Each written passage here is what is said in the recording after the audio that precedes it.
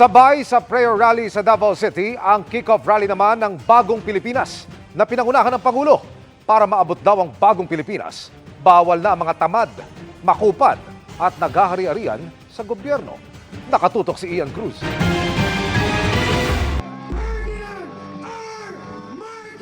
Sarap ng libo-libong tao sa Quirino Grandstand sa kick-off rally ng Bagong Pilipinas. Tiniyak ni Pangulong Bongbong Marcos, Bagong Pilipinas is not a new partisan coalition in disguise. It is a master plan for genuine development, the benefits of all our people. Bagong Pilipinas serves no narrow political interests. It serves the people. ayon sa Pangulo, paanyaya ito para magnilay bilang Pilipino at tingnan ang bansa sa panibagong pagtanaw. Ang pagbabago raw na ito ay siya ring magpapabago sa ating ekonomiya, pamamalakad sa gobyerno at lipunan. May 3 billion pa nga ang Pangulo para sa mga taga-gobyerno dahil ang pagbabago dapat daw nagsisimula sa pamahalaan. Una, bawal ang tamad at makupad sa pamahalaan. Services must be fast.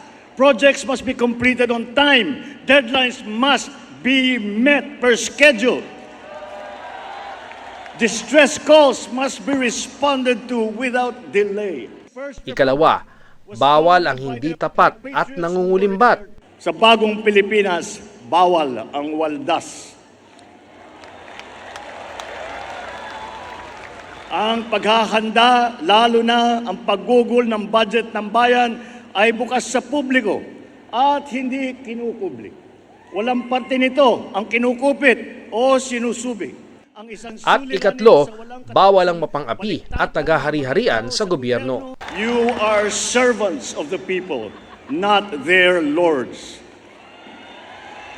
Huwag nating pahirapan ang taong bayan. Binigkas ng Pangulo ang kanyang talumpati sa harap ni na dating Pangulong Gloria Macapagal-Arroyo, ilang senador, House Speaker Martin Romualdez at mga miyembro ng gabinete.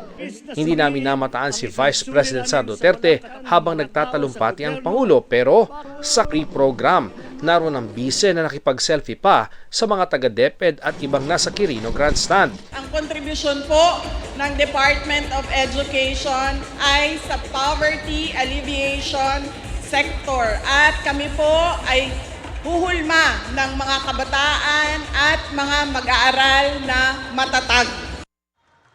Para sa GMA Integrated News, Ian Cruz, Nakatutok, 24 Oras.